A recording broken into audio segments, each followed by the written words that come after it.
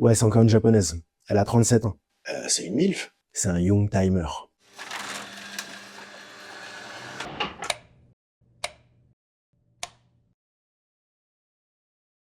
D'habitude, je préfère les modèles plus anciens, hein, plutôt années 70. J'adore cette époque.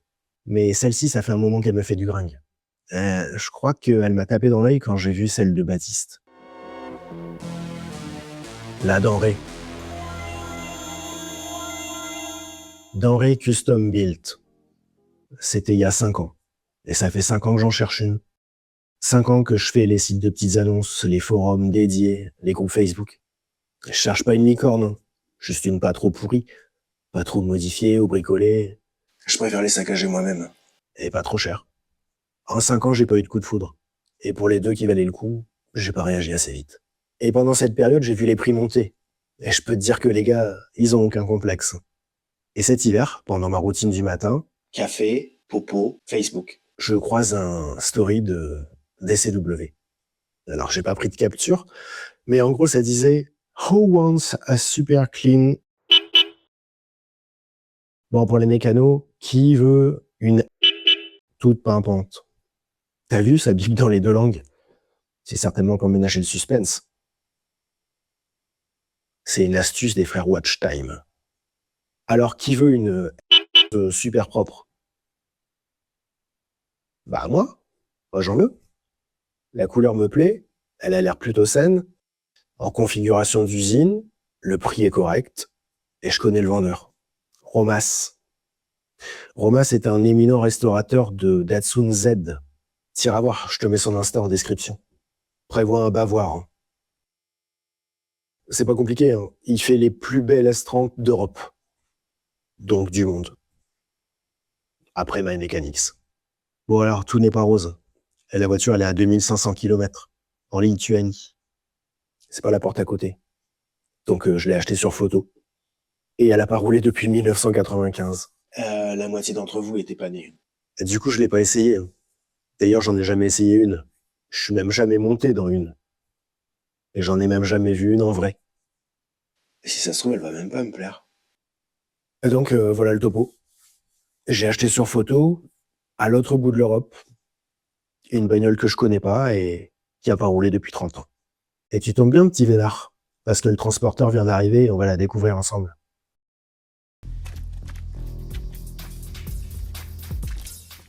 Bon, je vais pas filmer la livraison parce qu'il fait super froid et la voiture démarre pas. Mais les gars ont eu la gentillesse de me la pousser dans le jardin. Alors c'est l'heure du reveal.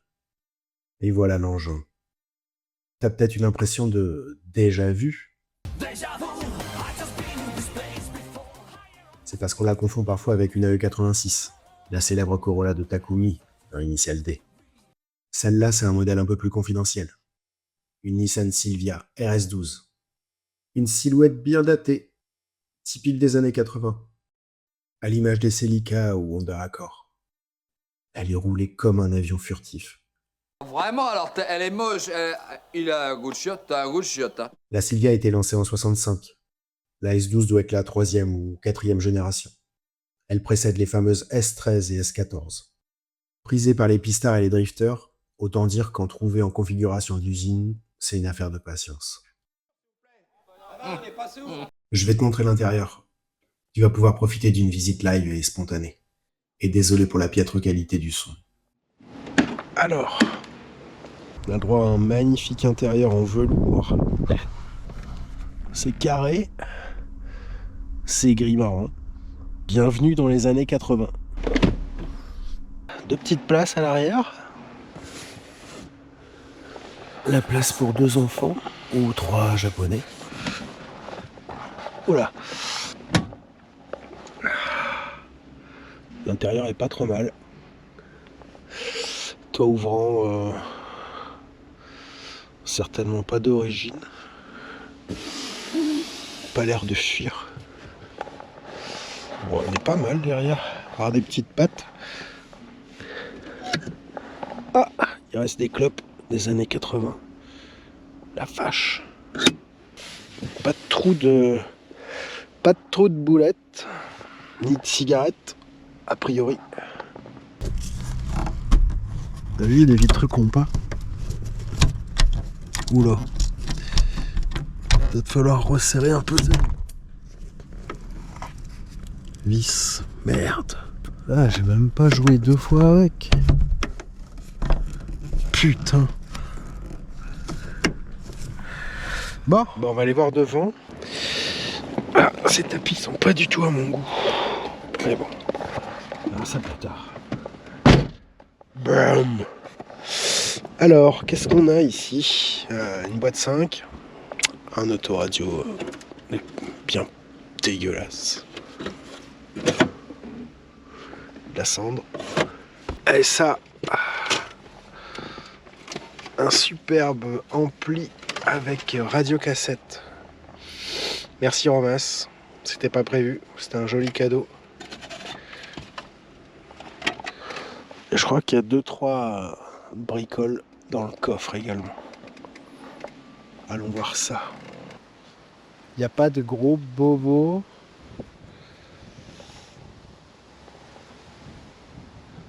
Oh, elle est vraiment dégueulasse. Je sais pas si ça se voit. La caméra. Là, ici, c'est un peu pourri. Les jantes sont pas si mal. Elles fit à peu près bien. On dirait le fouet beau là. J'adore ce profil. Je la trouve tout à fait sexy. Il est plus vicelard que je pensais. Parce qu'elle est moche, nom de Dieu qu'elle est moche. Regardez ce qu'il y a dans le coffre. Oh putain, c'est énorme.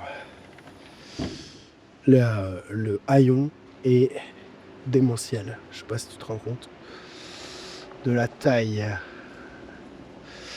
Oula, alors. Oh, il y a... Ouais, c'est bien. Bon, des merdes, des faisceaux. Bon, tout un tas de merde. Le colonne de direction. Ah, c'est sympa ça. C'est que ça casse facilement. Ok, les ventilations. Un commodo, c'est sympa. Qu'une idée. Un autre commodo. Très bien. Ça peut pouvoir servir. Ça aussi. Cendrier. Ça manque pas de cendrier. Hein. Et un carton plein de... Bon, plein de merde globalement. Un pommeau de levier de vitesse. Très moche.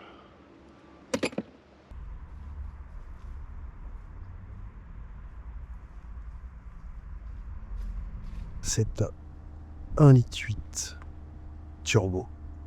Simple arbre à cam. Mais avec 8 bougies. Je sais pas pourquoi il y a 8 bougies. Mais j'ai pas trouvé le turbo non plus. C'est un tout petit truc rikiki. J'ai mis la batterie en charge. Elle est pas morte. On va tester ça. Le moins. Bim. Oh, t'as le démarré. Ouh.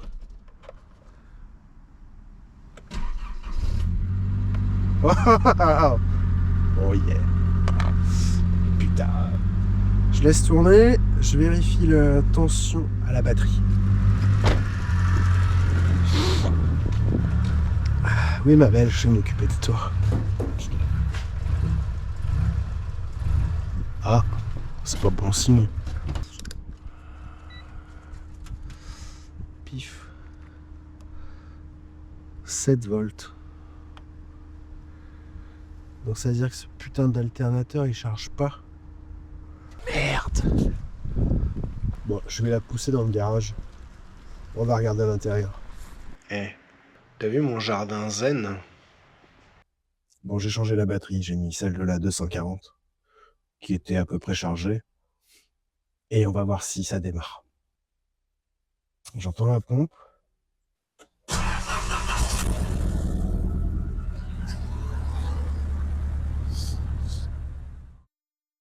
Elle a démarré, le moteur tourne.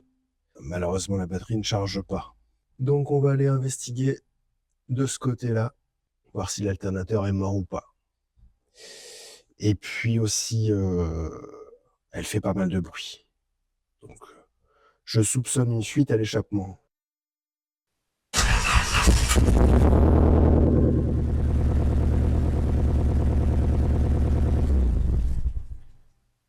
Bon, bilan de cette première journée. Déjà, elle est arrivée, c'est une bonne chose. Et en plus, elle me plaît. En tout cas, esthétiquement. Elle a démarré. Alors, la batterie charge pas, mais je vais voir ça avec l'alternateur. Et puis, je la trouve un poil bruyante. On dirait une fuite à l'échappement. Il faudra regarder ça aussi.